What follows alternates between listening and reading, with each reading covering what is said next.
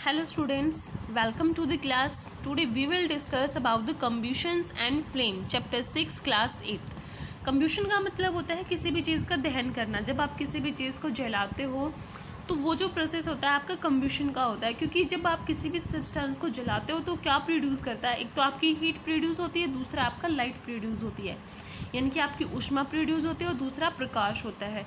तो आज हम इस चैप्टर में यही पढ़ने वाले हैं कि कैसे हम सब्सटेंस को कम्ब्यूशन करते हैं और कौन कौन से सब्सटेंस है जिसका हम दहन कर सकते हैं और उनके दहन करने से आपकी हीट और लाइट प्रोड्यूस होती है। जैसे कि आपको पता है जो आपकी हिस्ट्री है, यानी कि जो आपकी सिविलाइजेशन है, यानी कि जो आपकी सभ्यता है, अगर उसमें सबसे महान खोज यानी कि सबसे ग्रेटेस्ट डिस्कवरी यानी कि महान खोज जो है वो क्या है, इन्वेंशन ऑफ फायर यानी कि आग का आविष्कार। जैसे कि आपने हिस्ट्री में भी पढ़ा होगा कि आग का आविष्कार जैसे आदि मानव ने किया था, जब वो क्या करे थे, उन्होंने पेबल्स को स्क्रैप किया था एक दूसरे के साथ, तो फायर प्रोड्यूस हुई थी। तो सबसे महान खोज अगर मानी जाती है हिस्ट्री में तो वो आपकी फायर की मानी जाती है, क्योंकि आप देखते हो कि फायर का जो यूज़ है वो हर जगह होता है। आप कुकिंग के लिए भी यूज़ करते हो, इंडस्ट्रीज़ वगैरह को चलाने के लिए भी यूज़ करते हो, व्हीकल्स वगैरह को चलाने के लिए भी आप फायर को यूज़ करते हो। तो इस तरह से जो फायर है वो सबसे ग्रेटेस्ट डिस्कवरी मानी जाती है। अब बात आती है कम्ब्यूशन की। जो कम्ब्यूशन है वो क्या है? कम्ब्यूशन एक ऐसा प्रोसेस है जिसमें हम क्या करते हैं, सब्सटेंस को क्या करते हैं, बर्न करते हैं यानी कि जलाते हैं in the presence of air, यानी कि हम इन्वायरमेंट में जो आपका एटमॉस्फेयर है उसमें एयर प्रेजेंट ही रहती है। तो जब हम किसी भी सब्सटेंस को एयर में जला रहे हैं तो उसकी वजह से क्या होता है, हीट प्रोड्यूस होती है और लाइट प्रोड्यूस होती है, उसी को हम कहते हैं कम्ब्यूशन। अब जो कम्ब्यूशन है वो आपका एक केमिकल चेंज है। केमिकल चेंज आप लास्ट लेक्चर में भी पढ़ चुके हैं, आपने लास्ट जो चैप्टर किया है केमिकल चेंज जो इरिवर्सिबल होते हैं, जिसमें एक नया सब्सटेंस बनता है, क्योंकि आप जब किसी भी चीज़ को चलाते हो तो वहाँ पे क्या बनता है, ऐश बनता है यानी कि राख बनती है, तो एक नया सब्सटेंस ही बनता है, तो वो एक केमिकल चेंज है।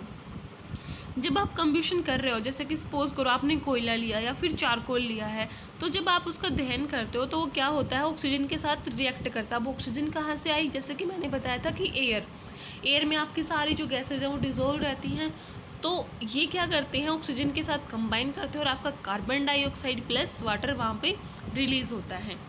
तो अब आपने देखा कि हम कम्ब्यूशन कर रहे हैं, सब्सटेंस का मतलब दहन कर रहे हैं, लेकिन ऐसा तो नहीं है ना कि सारे सब्सटेंस को हम दहन कर सकते हैं, यानी कि कुछ सब्सटेंस ऐसे भी हैं जिनका दहन नहीं किया जा सकता। तो उसी बेस पे जो आपकी कम्ब्यूशन है वो 2 टाइप से होता है, एक होते हैं कम्ब्यूस्टिबल, एक होता है नॉन कम्ब्यूस्टिबल। यानी कि कम्ब्यूस्टिबल एक ऐसे सब्सटेंस होते हैं जो ईजिली बर्न कर जाते हैं, यानी कि जिसको हम इजीली जला सकते हैं, जैसे कि आपका पेपर है, केरोसिन है, वुड, पेट्रोल, डीजल, इस तरह के जो सब्सटेंस है वो आपके कम्ब्यूस्टिबल है। नॉन कम्ब्यूस्टिबल में जिसको हम इजीली बर्न नहीं कर सकते, यानी कि जिसका दहन आसानी से नहीं किया जा सकता, वो आपके नॉन कम्बस्टिबल हो गए, जैसे water, glass, cement, sand, soil etcetera, ये आपके सारे नॉन कम्बस्टिबल है।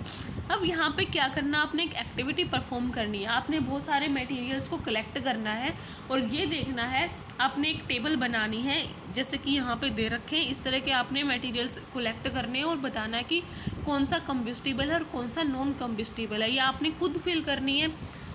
अब यहाँ पे बात आती है कंडीशंस की।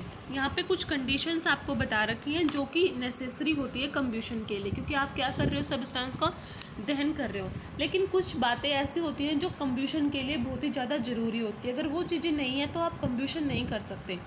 तो जैसे कि यहाँ पे कम्ब्यूस्टिबल सब्सटेंस, क्योंकि जैसे कि मैंने बताया कि सारे सब्सटेंस जो होते हैं वो दहन नहीं किए जा सकते, कुछ ही सब्सटेंस होते हैं जिनका दहन होता है। तो सबसे पहली कंडीशन यही होती है कि जब आप दहन करना चाहते हो तो जो सब्सटेंस आपने लिया वो कम्ब्यूस्टिबल होना चाहिए, यानी कि वो इजीली बर्न करने वाला होना चाहिए। दूसरी कंडीशन वहाँ पे ऑक्सीजन होनी चाहिए, जैसा कि मैंने बताया था।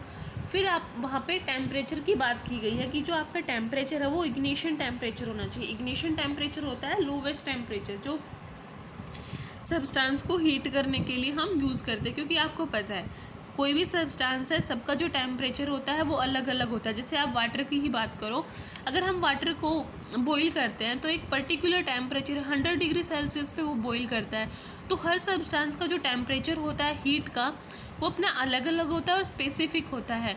तो इग्निशन टेम्परेचर वही होता है कि सबसे जो लोवेस्ट टेम्परेचर जो किसी भी सब्सटेंस को हीट करने के लिए चाहिए होता है उसको हम इग्निशन टेम्परेचर कहते हैं। इसका ही दूसरा नाम होता है किंडलिंग टेम्परेचर। अब यहाँ पे एक टर्म बता रखी है जो सब्सटेंस ऐसे सब्सटेंस जिसका जो इग्निशन टेम्परेचर है वो बहुत ही लो होता है, वो इजीली आपके क्या कर जाते हैं, बर्न कर जाते हैं और फायर को कैच कर लेते हैं। ऐसे सब्सटेंस को हम कहते हैं इनफ्लेमेबल सब्सटेंस।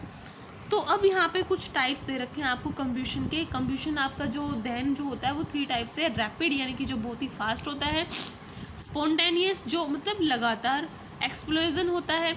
इसके बारे में हम कल स्टडी करेंगे डिटेल में। आज के लिए बस इतना ही। Thank you.